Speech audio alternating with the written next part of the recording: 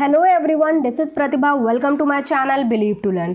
Friends, आज मैं आपसे डिस्कस करने वाली हूँ प्रीपोजिशन। जी हाँ दोस्तों, अगर आप किसी भी कंपटीशन एग्जाम की तैयारी कर रहे हैं, चाहे वो सुपर टेट हो, सी टेट हो, यूपी टेट, कोई भी TET exam, SSC, CGL, railway exam, कोई भी एग्जाम जिसमें इंग्लिश आती है, उस एग्जाम को क्लियर करने के लिए ये चैनल बिल्कुल सही है आपके लिए, क्योंकि मैं यहाँ पर एकदम बेसिक लेवल से एडवांस लेवल तक की ग्रामर आपको पढ़ाने वाली हूँ। तो अभी हमारा टॉपिक चल रहा है प्रीपोजिशन। इससे पहले इसके 3 वीडियोज़ बने हुए हैं जिसका लिंक आपको डिस्क्रिप्शन में मिल जाएगा, आप उसे जाकर देख सकते हैं। और आज हम आगे डिस्कस करेंगे, पिछले वीडियो में मैंने डिस्कस किया था अंडर बिलो को बहुत ही ज़्यादा डिटेल में, ताकि आपको जो कन्फ्यूजन होता है वो दूर हो जाए। अब हम आगे मूव करने वाले हैं। वीडियो को पूरा देखिएगा। अगर वीडियो पसंद आता है, हमारा वर्क अच्छा लगता है, तो प्लीज़ लाइक, शेयर और सब्सक्राइब ज़रूर करिएगा और बेल आइकन प्रेस करना बिल्कुल भी ना भूलें, क्योंकि आने वाले सभी वीडियोज़ के नोटिफिकेशंस आपको मिलते रहें और आपकी तैयारी एक बहुत ही बेहतरीन वे में हो पाए। तो चलिए शुरू करते हैं। आज हम पढ़ने वाले हैं इन इनटू के बारे में। तो आप जैसा कि देख सकते हैं,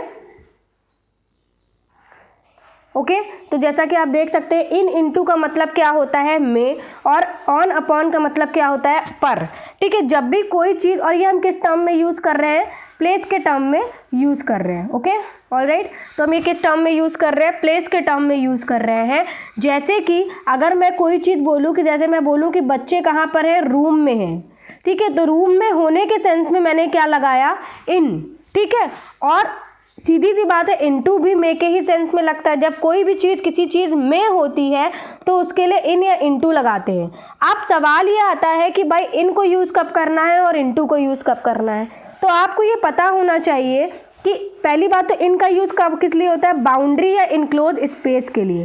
कहने का क्या सेंस है भाई, कहने का सेंस सिर्फ इतना है, कहने का सेंस सिर्फ इतना है कि कोई भी चीज़ किसी बाउंड्री में है, ठीक है, और वो फिक्स्ड पोजीशन में है, मतलब उसकी पोजीशन चेंज नहीं हो रही है, वो मोशन में नहीं है, तो उसके लिए हमेशा इन लगाते हैं। जैसे कि मैं बोलूँ कि भाई जो बच्चे हैं वो क्लासरूम में हैं, ठीक है, तो यहाँ पर ये उनकी पोजीशन बता रहा है कि बच्चे कहाँ है। पहली बात तो क्लासरूम क्या है, एक बाउंड्री है, और बच्चे कहाँ हैं, उस बाउंड्री के अंदर है।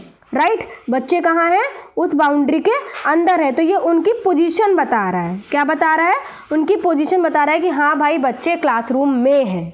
राइट, तब हम हमेशा इन लगाते हैं। और इनटू का भी यूज़ किस लिए होता है भाई, इनक्लोज स्पेस के लिए होता है। किस लिए होता है, इनक्लोज स्पेस के लिए, लेकिन या बाउंड्री के लिए, कि कोई चीज़ किसी बाउंड्री के अंदर हो रही है तो इसके लिए होता है। लेकिन यहाँ पर चीज़ें क्या होती हैं, यहाँ पर चीज़ें हमेशा मोशन में रहती हैं।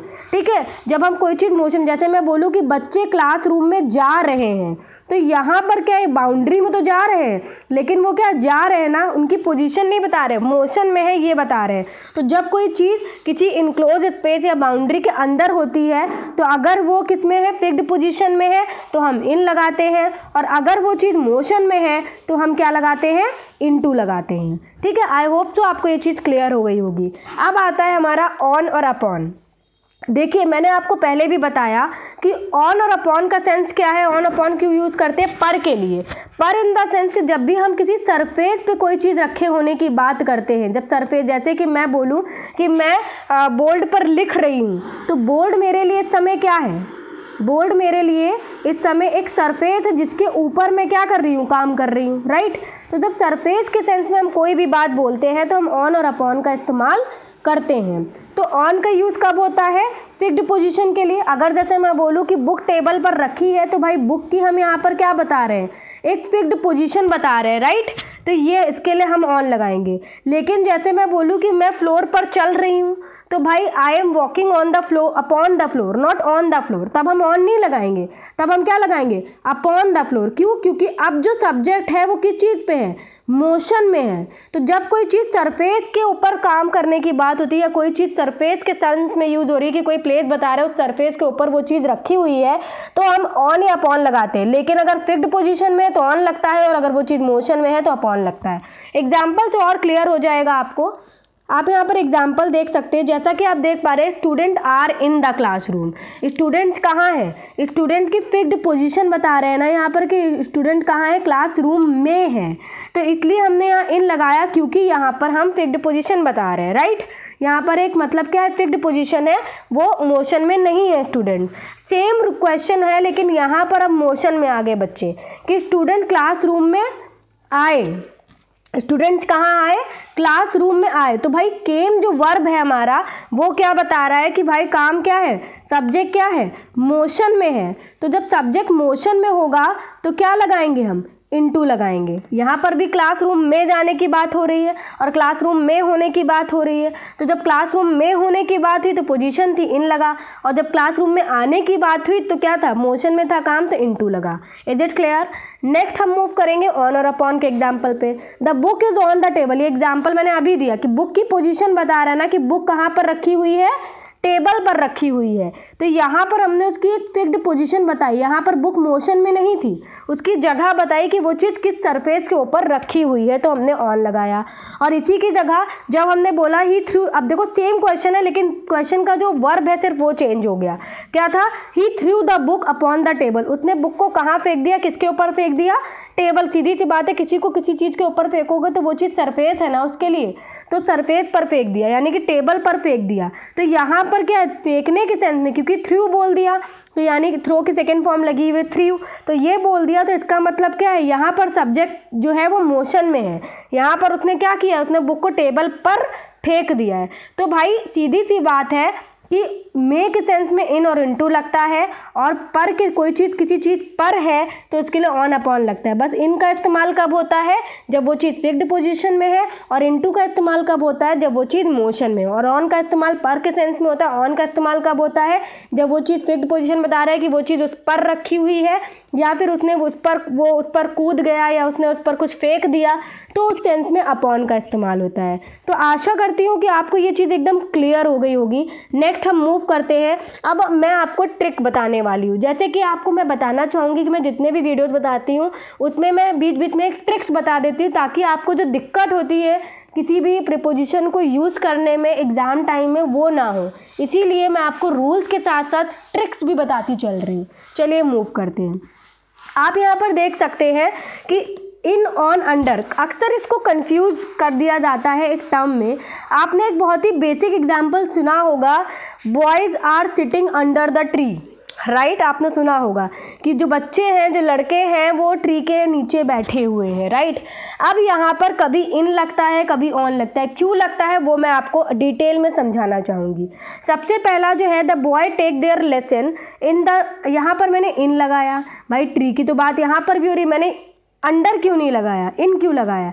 क्योंकि यहाँ पर बोला गया कि बॉयज अपने लेसन कहाँ ले रहे हैं, उन्होंने मतलब कहाँ अपने पढ़ाई कर रहे हैं, वो shade of the tree, tree की जो छाया है उसके नीचे बैठकर वो क्या कर रहे हैं, पढ़ाई कर रहे हैं। तो भाई छाया तो एक लिमिटेड प्लेस में ही होगी। भाई मान लीजिए, मेरी ड्राइंग अच्छी नहीं है बट फिर भी मैं बनाने की कोशिश करती हूँ। मान लीजिए ये ट्री है, तो इसके नीचे जो छाया है वो एक क्या क्रिएट कर रही है, बाउंड्री क्रिएट कर रही हो। मैंने अभी आपको बताया कि इनका यूज़ बाउंड्री में होने, किसी बाउंड्री के अंदर हैं आप, किसी बाउंड्री में है, तो उसके लिए हमेशा इन लगेगा। तो भाई ट्री की जो छाया है वो एक बाउंड्री क्रिएट कर रही है और उसके नीचे बच्चे बैठे हुए हैं, राइट? तो इसीलिए हमने यहाँ अंडर ना लगा के क्या लगाया, इन लगाया। Is it clear? नेक्स्ट हम मूव करते हैं। नेक्स्ट हमारा जो एग्जाम्पल है, birds are sitting in the tree. अब भाई बर्ड्स ट्री में कैसे बैठी हैं? देखिए, 100 की सीधी बात है कि भाई जब ये ट्री है मान लीजिए, ठीक है, अब बर्ड्स यहाँ टॉप पे तो बैठी नहीं होंगी, राइट? बर्ड्स कहाँ बैठती? भाई ये तो पॉसिबल नहीं है कि वो एकदम टॉप, जो एकदम पीक पॉइंट होता है उस पर जाके पेड़ के बैठ जाती, नहीं ना, वो डालियों पर या पत्तों के आसपास वैसे बैठी रहती, किनारे किनारे, राइट? तो एक तरह से वो मतलब क्या, एक तरह से वो भी छाया के ही सेंस में होता है, राइट? तो चिड़िया कहाँ पर बैठी हुई, पेड़ में बैठी हुई है। तो इस में के सेंस में, क्योंकि ये भी एक क्या क्रिएट कर रहा है, भाई ये एक पेड़ है और उस पर चिड़िया बैठी हुई हैं, तो ये भी क्या क्रिएट कर रहा है उनके लिए, एक बाउंड्री क्रिएट कर रहा है। पेड़ पर नहीं बोल सकते आप, क्योंकि यहाँ पर भाई सीधी सी बात है, सरफेस तो ये हुआ, तो यहाँ पर थोड़ी बैठी होंगी एकदम टॉप पे, जो एक पत्ता होगा ऊपर बिल्कुल जो एकदम बना होगा उस पर थोड़ी बैठी होंगी, वो पेड़ में बैठी हैं, राइट? तो यहाँ पर एक बाउंड्री क्रिएट हो रही है, और बाउंड्री क्रिएट होने की वजह से ही हम यहाँ पर कभी भी ऑन ना लगाकर क्या लगाएंगे, इन लगाएंगे। Birds are sitting in the tree. Next आता है, अगर आपको अभी दिक्कत हो रही होगी कि भाई इन कैसे हुआ, तो एक सेम एग्जाम्पल मैंने लिखा है जिसमें लिखा हुआ है birds are sitting on the branches of the tree. अगर ब्रांचेस शब्द का यूज़ कर लिया कि भाई जो पेड़ है उसकी जो ब्रांचेज है, ये ब्रांचेज है, इसके ऊपर चिड़िया बैठी हुई है। तो अब यहाँ पर ये ब्रांच क्या है, एक सरफेस है। ट्री किसी भी तरीके से पूरा ट्री कहीं सरफेस नहीं बना रहा, राइट। पूरा ट्री आपने देखा होगा वो सरफेस नहीं बना रहा है, इसलिए हमने उस सेंस में बोला था कि भाई चिड़िया जो है वो पेड़ में बैठी हुई है, इसीलिए हमने इन लिखा। लेकिन अगर आपने ये ब्रांचेज वर्ड यूज़ कर लिया एग्जामिनर ने कंफ्यूज करने के लिए, तो यहाँ पर वो क्या कहना चाह रहा है कि भाई जो ब्रांचेज हैं, जो इसकी डालियाँ हैं, उस पर चिड़िया बैठी। तो अब इस चिड़िया के लिए डाली क्या हो गई, सरफेस हो गई। तो हम क्या लगाएंगे, ऑन लगाएंगे। आई होप तो कि आपको ये चीज़ क्लियर हो रही होगी, क्योंकि बच्चे इसमें बहुत ज़्यादा कंफ्यूज होते हैं और मैं ये वीडियोस आपकी कंफ्यूजन दूर करने के लिए ही बना रही हूँ। नेक्स्ट आता है हमारा boy take their lesson under the tree. अब यहाँ पर हम अक्सर बोलते हैं कि भाई हम अंडर यूज़ करते हैं।